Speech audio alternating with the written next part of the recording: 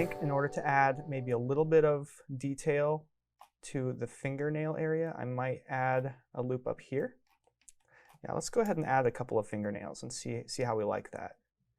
Let's do loops right about here on each of these fingers. And then we're going to grab,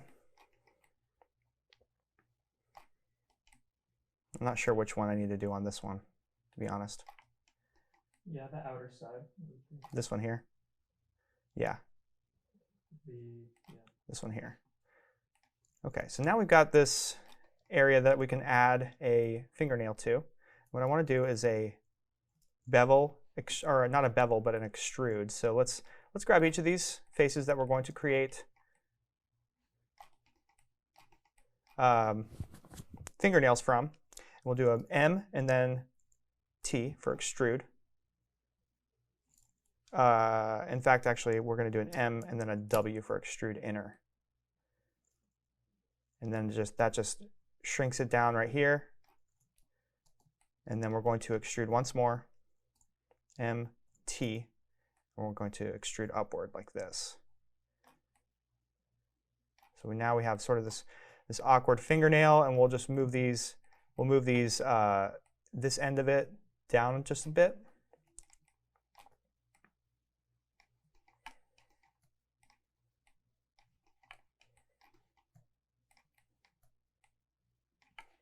See how that looks.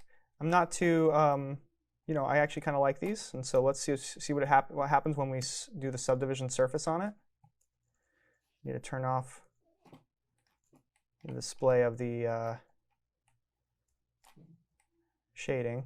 Yeah, it's a little bit too kind of weird and rounded, so I kind of want to add a little bit more detail at the end so that when it comes up to this point, it doesn't do this weird rounding thing at the top. So the way we do that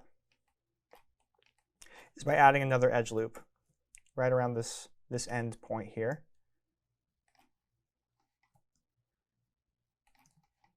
And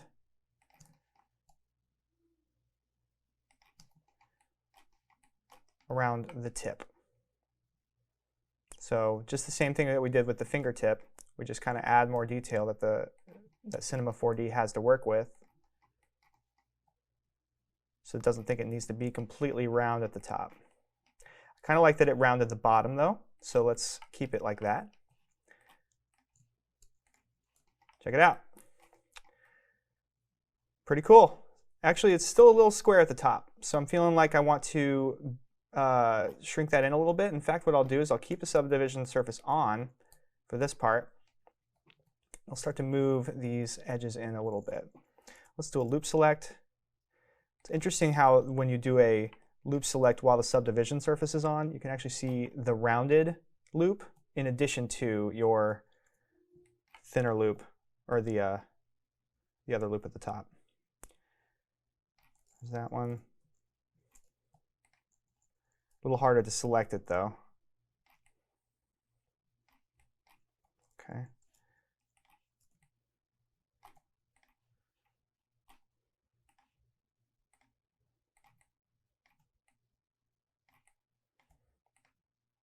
So you can work with your shape as much as you want to get it to where you want it. For now, I think I'm just going to keep these the way they are. Maybe I'll do a little bit more tapering this direction. So let's turn off the subdivision surface. And I want to grab my faces.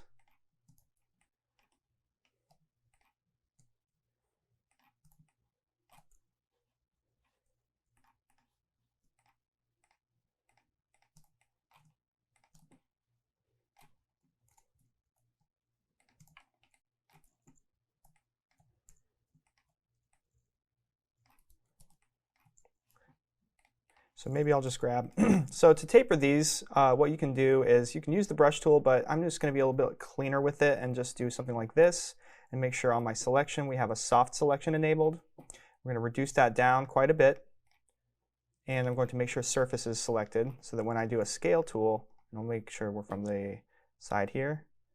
There we go.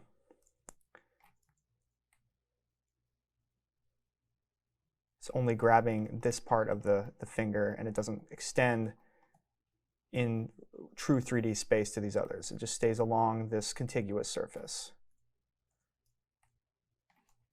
All right, let's do the same thing for a couple of these other fingers.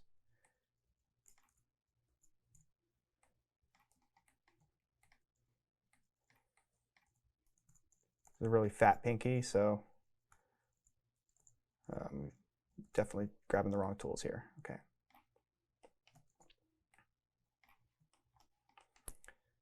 All right, let's just see how that looks.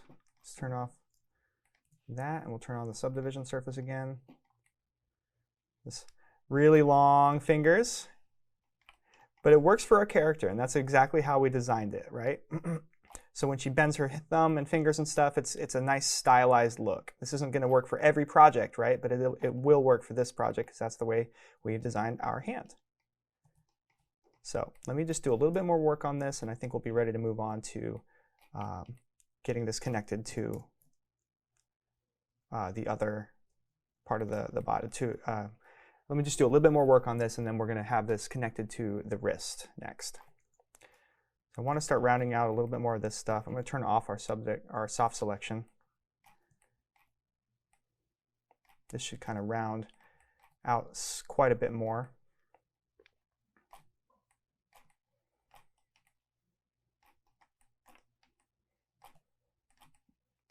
And we're going to add some edge loops to define a little bit more roundness on these fingers. So just like we did with the arm, we are going to add an edge loop right in the center that indicates the kind of the center point of this. And let's try adding one this direction as well. There we go. And so now what we can do, oh, I forgot to add this thumb over here, this thumbnail, so let me do that.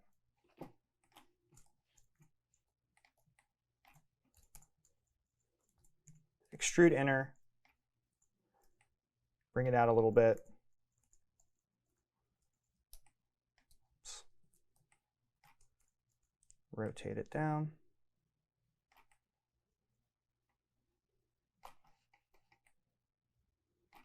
Okay.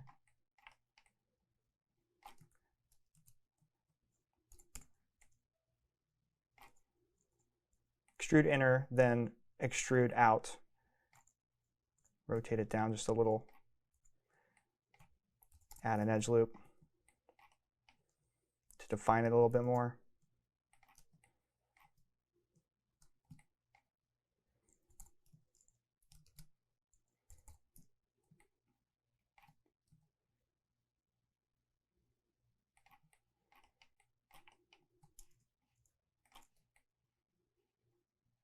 Not too bad. I do want to shape this thumb out a little bit more.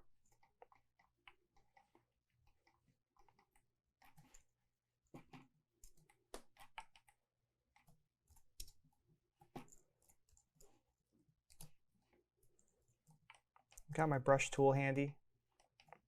I need to stop using the word handy though, I know it. For some reason I can't see the actual brush on this view, so I'm not sure what's going on there.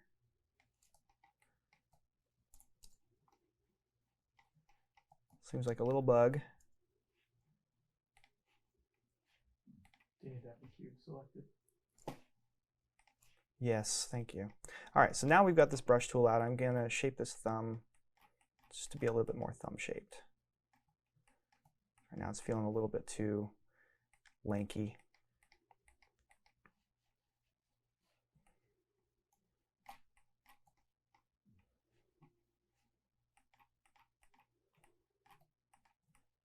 Okay.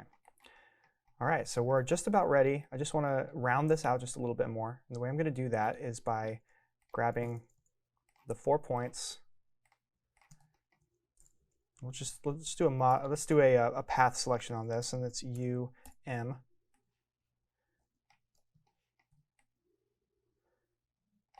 Okay.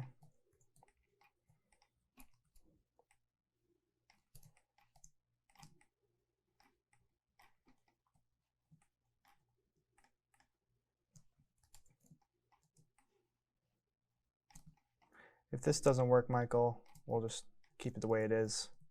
Yeah. I think it will, but I have this going on up here too, so it might not work as well as I'm hoping.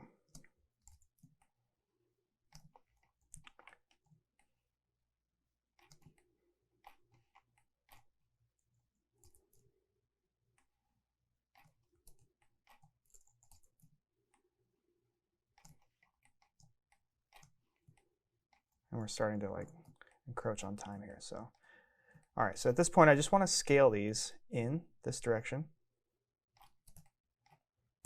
First, let me kind of line up this axis of which direction I'm scaling. I kind of just want to scale inward so that we were sort of rounding out this fingertip a little bit more. So I'm going to go to my axis mode by hitting L, rotating that axis a little bit. I'm going to also move it so that it's right along the center of this. Okay, and let's get out of axis mode and let's scale it. Scale these inward using just the X.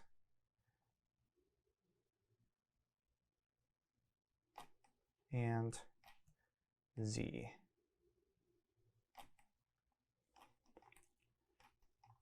Seems to have worked pretty well. So right here we've got this piece kind of sticking out a little bit more than I want. And what I think I'm going to try to do is I'll deselect and I'll just start moving these in a little bit with my brush. Okay.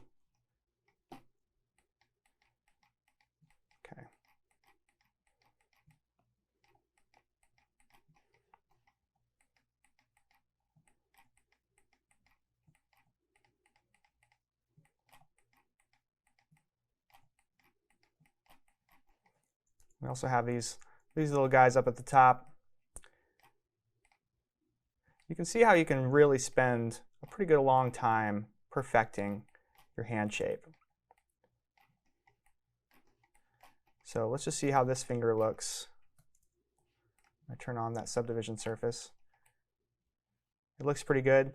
I wouldn't say it's that much better than all these other ones, but this is what I kind of wanted to have for my fingers. So we'll just do that same thing. We're going to, with this new edge loop now that's defined this part of the finger, we're going to go through and just kind of scale these in on the rest of these, and we'll just kind of, this is just part of the modeling process. I would say that if you really want these to be nice and rounded when you have a finished model, that scaling these inward, moving them individually can take a really long time, but if you can figure out a way to get that axis nice and centered, it works pretty nicely to just grab all the corners and scale them. So that's what we're going to do on these other ones too, but we might just fast forward through this part. So I went ahead and rounded out all of these fingers just by grabbing those, just the points along this axis here and here, just where it was a square, and turning it into kind of more of an octagon. So now that we have 8 sides, it looks a lot rounder, and so when we turn on the subdivision surface, everything looks much, much rounder. So let me just change that display mode back to like a quick shading. These fingers are looking a lot more pristine, and these fingernails look a lot better too. They're not perfect, but this will absolutely work for most motion design projects. So because the thumb is at a little bit different of an angle, I'm actually going to turn my camera so that it's facing that, so that when I scale this, hopefully it does the same thing as the fingers, and then it does a nice rounded look to the vertices. Okay, so that's looking about right, and I'm just going to switch out of my axis mode, and I'm going to scale only in the X and Z direction.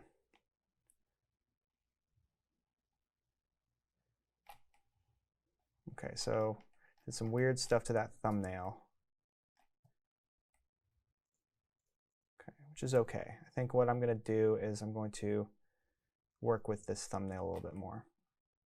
Oh, I missed the bottom part of the thumbnail. All right, so let me try that.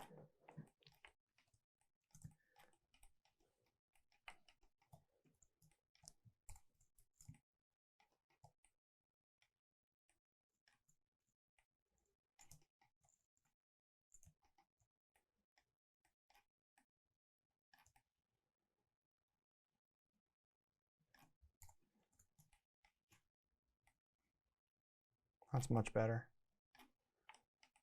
It's much better. I'll just kind of work with this thumb tip a little bit before I move on.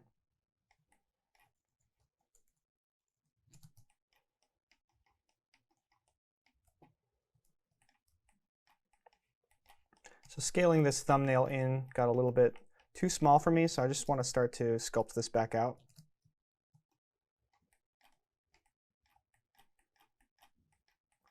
What I wanted most was that this was rounded out, and that's what we got. And then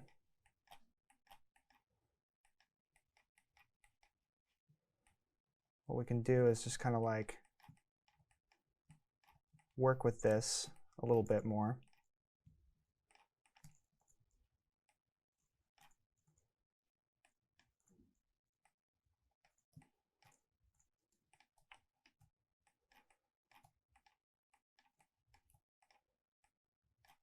Just to get a little bit better edge flow.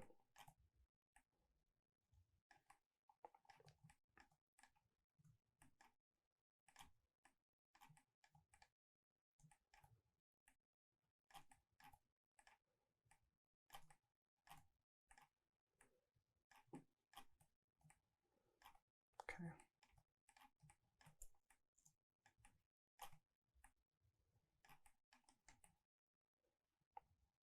It's looking a lot better. It's not perfect.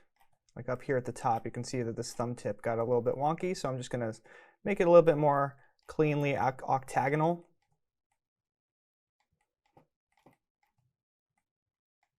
Working on this edge flow just a bit more, and then we will be done with the hand.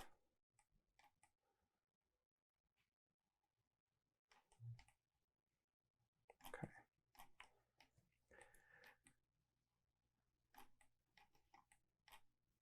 All right. Let's get out of our point mode and turn off our lines. Let's just see. Something's happening here that I'm going to take a look at, but let me turn on the subdivision surface. So we've got some interesting, I think it's because I added some more edge loops here, so let me just go in and smooth that out with my brush tool. I'm going to grab the brush, make sure nothing else is selected, turn on the smooth, and through here it's going to start to round out a whole bunch of this stuff. You see how strong it is even at a low strength. Kind of like what it's doing though for the hand, so it's a good thing to just go in and do after you've done your base modeling.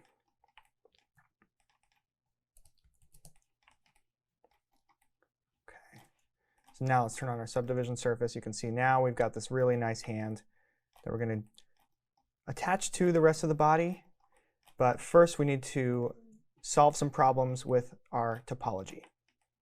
What we need to try to do is figure out a way to reduce the amount of edges here so that it matches the amount of edges on the wrist. Or we have to reduce the amount of lines that go from here to the wrist. So that's what we'll do in this next part.